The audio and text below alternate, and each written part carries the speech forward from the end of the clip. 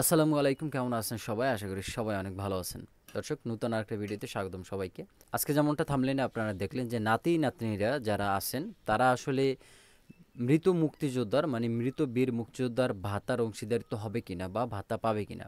আসলে সরাসরি তো নাতিরা পাবে না। যেমন তার বাবা বা তার মা যদি মারা যায় তাহলে সেইখান থেকে কিছু অংশ সেই নাতিরা পাবে কিনা। সো এই বিষয় নিয়ে একটু কিছু কথা বলবো, সরাসরি নোটিশে দেখাবো। জাতীয় মুক্তিযুদ্ধ মন্ত্রণালয় থেকে বা জামুকা থেকে যে নোটিশগুলো প্রকাশিত হয়েছে, বিগত দিনে যে আইনগুলো ছিল সেগুলো একটু আপনাদেরকে দেখাবো। সো যদি আপনি কোনো ধরনের এইসব প্রশ্ন বা এইসব জিজ্ঞাসা আপনার থাকে, ইচ্ছা থাকে, তাহলে কিন্তু আজকের ভিডিওটা আপনার জন্য হবে। সো ছোট্ট করে ভিডিওতে একটা লাইক করে দিবেন, কমেন্টও করে যাবেন। আর নতুন হয়ে থাকলে অবশ্যই চ্যানেলটা সাবস্ক্রাইব করে দিবেন। আসুন দেখাই। আমি আমার এখানে মাত্র ২টা ফাইল রাখা আছে। এখানে হচ্ছে বীর মুক্তিযোদ্ধাদের সম্মানী ভাতা বিতরণের নীতিমালা। আমি সরাসরি আপনাদেরকে নীতিমালা থেকে দেখাচ্ছি। এখানে নীতিমালা দেখুন, বীর মুক্তিযোদ্ধাদের সম্মানী ভাতা বিতরণ নীতিমালা ২০১৩। কিন্তু আমার কাছে আরও একটা আছে, আর সেটা হচ্ছে গিয়া বীর মুক্তিযোদ্ধার নীতিমালা হচ্ছে ২০১৮। তার মানে ৫ বছর পরে আবার যেটা সংশোধন হয়েছে, আমি সেটা দেখেও আপনাদেরকে কিছুটা দেখাবো। তো আসুন চলুন প্রথমে দেখি যে প্রথম আইনটা কি ছিল। প্রথম আইনটা ছিল হচ্ছে ২০১৩ সালে মুক্তিযোদ্ধাদের মৃত্যুর পর সম্মানী ভাতা পাবার যোগ্য উত্তরাধিকার প্রাপ্ত উত্তরাধিকারীগণ কারা।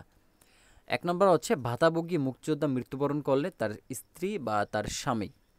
সোজা কথা, মানে যদি কোনো বীর মুক্তিযোদ্ধা মারা যান তাহলে মারা যাওয়ার সাথে সাথে একমাত্র উত্তরাধিকারী হবেন যদি সে মহিলা হয়ে থাকে তাহলে তার স্বামী, আর যদি সে পুরুষ হয়ে থাকে তাহলে তার স্ত্রী।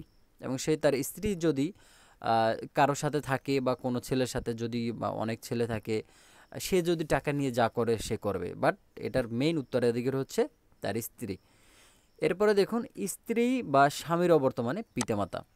মনে করুন যে বীর মুক্তিযোদ্ধা তিনি যদি মারা যায়, তার স্ত্রী নাই, মানে সে অবিবাহিত অবস্থায় সে মারা গেছে, এমন যদি হয় তাহলে তার পিতামাতা পাবে যদি পিতামাতা জীবিত থাকে।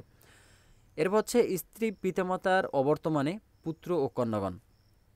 মানে যদি স্ত্রী নাই, স্ত্রী আগেই মারা গেছে বীর মুক্তিযোদ্ধার, উনি এখন আর কেউ নাই, তখন কিন্তু কে পাবে?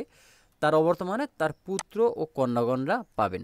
দেখুন এখানে একটা ব্যাপার কিন্তু, এখানে কিন্তু এখন কিন্তু বর্তমানে আপনারা অনেকে বলবেন যে বর্তমানে কিন্তু যে বীর মুক্তিযোদ্ধা মারা গেলে তার ভাইরা পাবে, তার বোনরা পাবে। ইয়াস, সেটা হচ্ছে পরবর্তীতে সংশোধন করার পরে। তো এখানে দেখেন বীর মুক্তিযোদ্ধার ভাতা পাওয়ার অযোগ্যতা কারা কারা আছে। যুদ্ধাহত মুক্তিযোদ্ধা, শহীদ মুক্তিযোদ্ধা পরিবার বা মৃত মুক্তিযোদ্ধা পরিবার যারা বাংলাদেশের মুক্তিযুদ্ধ কল্যাণ ট্রাস্ট হতে রাষ্ট্রীয় সম্মানী ভাতা পেয়ে থাকেন তারা এই নীতিমালার আওতাধীন সম্মানিত ভাতা প্রাপ্য হবেন না। আচ্ছা, আমি এরপরে দেখুন এই আইনটা সংশোধন হয়, এটা ছিল ২০১৩ আইন। এবার আসুন ২০১৮ ২৫শে জুলাই ২০১৮ তারিখে আমাদের আর একটা নীতিমালা, নূতন একটা সংশোধন শুরু হয়। সেটা কি বলা আছে এখানে? বীর মুক্তিযোদ্ধাদের সম্মানী ভাতা প্রাপ্য উত্তরাধিকার সম্পর্কে নীতিমালা সংশোধন করা হয়েছে যেখানে। তাহলে এবার একটু সংশোধন যেটা হয়েছে আমরা একটু সেটা শুনি। ১ নম্বর দেখুন, ভাতাভোগী মুক্তিযোদ্ধা মৃত্যুবরণ করলে স্ত্রী বা স্বামী সম্মানী ভাতা পাবেন, এটা তো আগেই জানা আছে। মুক্তিযোদ্ধা একাধিক বিবাহ বন্ধনে আবদ্ধ হলে নিম্নরূপ ভাতা সম্মানিত ভাতাটা বন্টন করা হবে। তার যদি একের অধিক স্ত্রী থাকে তাহলে ১ নম্বর হচ্ছে মুক্তিযোদ্ধার একাধিক স্ত্রীর ক্ষেত্রে প্রত্যেক স্ত্রী মৃত মুক্তিযোদ্ধার প্রাপ্য অধিকারী নির্ধারিত ভাতা সমূহরে পাবেন। একাধিক স্ত্রীর মধ্যে কোনো স্ত্রী মৃত্যুবরণ করলে মৃত স্ত্রীর গর্ভে মুক্তিযোদ্ধার ঔরসজাত সন্তান বা সন্তানগণ তার মাতার প্রাপ্য অংশ সমূহরে পাবেন। মানে তার যদি ২টা স্ত্রী হয়ে থাকে তাহলে ধরুন ওই যে ১০,০০০ টাকা তো একভাবে সমান হারে তো ভাগ করে দেওয়াই আছে, এবং সেই ১০,০০০ টাকা যিনি যে স্ত্রীগণ মারা গেছেন তার সন্তান যদি ১০ জন থাকে তাহলে ১০ জন আবার ১,০০০ টাকা করে পাবে। যদি ২ জন পায় তাহলে ২ জন ৫,০০০ টাকা করে পাবে। জাস্ট ইজি ব্যাপার। এরপর হচ্ছে একাধিক স্ত্রীর মধ্যে কোনো স্ত্রী যদি তালাকপ্রাপ্ত হলে বা তালাকপ্রাপ্ত স্ত্রী জীবিত থাকলেও এর সম্মানী ভাতা পাবেন। পাবেন না, পাবেন না বলছে। আপনি যদি সেই মৃত মুক্তিযোদ্ধার আসলে স্ত্রী হয়ে থাকেন, সেই স্ত্রী অবস্থা দেখা যাচ্ছে তো কিছুদিন পর সে যদি আবার অন্য বিবাহ হয়ে থাকে তাহলে কিন্তু সে আর এই ভাতার অংশীদারিত্ব কোনো কিছুই পাবে না। তারপর হচ্ছে তালাকপ্রাপ্ত স্ত্রীর গর্ভে মুক্তিযোদ্ধার ঔরসজাত সন্তান বা সন্তানগণ তার মাতার প্রাপ্য অংশ সমহারে পাবেন। এখানে কি বলছে? আপনি যে তালাকপ্রাপ্ত স্ত্রী আছে সেই স্ত্রী কিন্তু ভাতা পাবে না, স্ত্রী কিন্তু ভাতা পাবে না। যে তালাকপ্রাপ্ত হয়েছে সে কিন্তু পাবে না। বাট তালাকপ্রাপ্ত স্ত্রীর গর্ভে মুক্তিযোদ্ধার ঔরসজাত কোনো সন্তান বা সন্তানগণ তার মাতার প্রাপ্য অংশ সমহারে পাবেন। যদি ওই স্ত্রীর গর্ভে কোনো সন্তান থেকে থাকে তাহলে কিন্তু সে ভূমিষ্ঠ হওয়ার পর কিন্তু সে এই ভাতা পাবে, বাট স্ত্রী পাবে না। ওকে, এরপর হচ্ছে মৃত স্ত্রী বা তালাকপ্রাপ্ত স্ত্রীর গর্ভে মুক্তিযোদ্ধার ওরজাত কোনো সন্তান না থাকলে একজন জীবিত স্ত্রী সম্পূর্ণ অংশ বা একাধিক জীবিত স্ত্রী সমহারে সম্মানিত ভাতা পাবেন। মানে যদি যে তালাকপ্রাপ্ত স্ত্রী আছে ওনার যদি কোনো সন্তান না থাকে, মানে কোনো সন্তান না থাকে, তাহলে যিনি জীবিত আছে, মানে যে এখন পর্যন্ত যে মুক্তিযোদ্ধার স্ত্রী হিসাবে সম্মানিত জীবিত আছে, তিনি সব পাবে। মুক্তিযোদ্ধার পিতা বা মাতার কেউ জীবিত থাকলে মৃত স্ত্রী তালাকপ্রাপ্ত স্ত্রীর গর্ভে মুক্তিযোদ্ধার ওরজার সন্তানগণ এই সম্মানিত ভাতা পাবেন না। মানে যদি ওই বীর মুক্তিযোদ্ধার বা মারা যাওয়ার পর যদি তার বাবা মা জীবিত থাকে তাহলে কিন্তু সে পাবে। ওই ক্ষেত্রে মানে তার স্ত্রীর আছে না, যে স্ত্রীর সন্তানাদি, তারা কিন্তু পাবে না। মৃত নারী মুক্তিযোদ্ধা জীবিত অবস্থায় একাধিক বিবাহ বন্ধন আবদ্ধ হলে উভয় স্বামীর সংসারে তার গর্ভজাত সন্তান থাকলে উক্ত নারী মুক্তিযোদ্ধার পূর্বের সংসারে মুক্তিযোদ্ধার গর্ভজাত সন্তানগণ একটি পক্ষ হিসেবে বিবেচিত হবে এবং তাদের পক্ষে সম্মানী ভাতা সমানে পাবেন।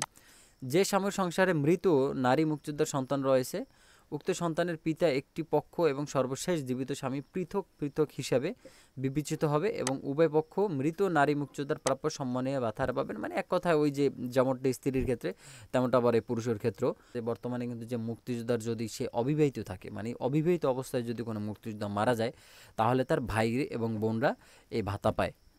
এখন বর্তমানে সংশোধন এখন পর্যন্ত ওইটা হয় নাই, সো তার ভাই এবং বোনরা ভাতা পায়। এখন কথা হচ্ছে নাতি নাতনিরা ভাতা পাবে কিনা। এখানে নাতি নাতনিরা বিষয়টা হচ্ছে গিয়া তার সন্তানাদি, মনে করুন যে জাস্ট এটা আসলে সকলের ভিতরে একটা বিবেচনা করে দেখবেন যে যদি কোনো বীর মুক্তিযোদ্ধাদের সাপোজ আমরা 4 ভাই আছি, এখন আমাদের বাবার ভাতার টাকাটা আমরা পাইতেছি। এখন ভাতার টাকাটা যেহেতু আমরা পাইতেছি, এখন এইখান থেকে যদি কোনো এক ভাই মারা যায়, এখন এক ভাই মারা গেলে তার যে তার ওয়ারিশগণ কারা আছে, তার স্ত্রী আছে এবং তার সন্তানাদিগণ আছে।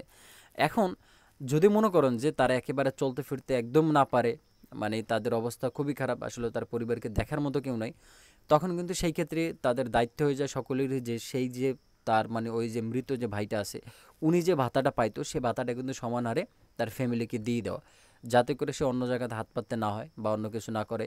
কারণ সে যেহেতু আপনার ভাই মারা গেছে, ওনার যে ভাবি বলেন বা তার স্ত্রী, সে তো আর ছেড়ে চলে যায় না, যেহেতু তার সন্তানগণ নিয়ে একসাথে সে বসবাস করতেছে, এক্ষেত্রে কিন্তু সেই ভাতাটা উনি কিছুটা হলে পাবে। যে মারা গেছে তার অংশ মানে সমান অংশীদারিত্ব কিন্তু তারাও পাবে।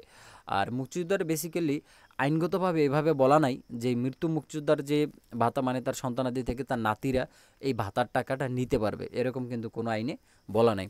তবে নাতি নাতনি হিসাবে সে সকল প্রকার সুযোগ সুবিধা ভোগ করতে পারবে। যেমন কোনো স্কুলে যখন ভর্তি হয় তখন সে সার্টিফিকেট ব্যবহার করতে পারবে, যখন কোনো সাপোজ যে কোনো কাজে যে কোনো অনুষ্ঠানে গেলেন বা যে কোনো বিষয় নিয়ে আসলে সে ওই যে তার দাদা বা তার নানা একজন বীর মুক্তিযোদ্ধা ছিলেন, সেই ক্ষেত্রে ওই সুযোগ সুবিধাটা সে পাবে, বাট ভাতার অংশটা প্রাপ্য হবে না। কিন্তু কোন দিকে আবার প্রাপ্য হবে, যেটা বললাম যে যদি সে সংসারে আসলে ওই রকমের থাকে সেক্ষেত্রে আসলে আপনাদেরই তো দায়িত্ব যে তার সন্তানাদিগণ দেখার জন্য বা তার স্ত্রীকে দেখার দায়িত্ব তো আপনাদেরই, সেই ক্ষেত্রে কিছু অংশ প্রাপ্য আপনারা দিতে বাধ্য।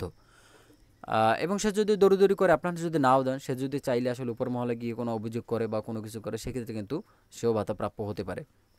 সো এই ছিল মোটামুটি আজকের ভিডিওটি।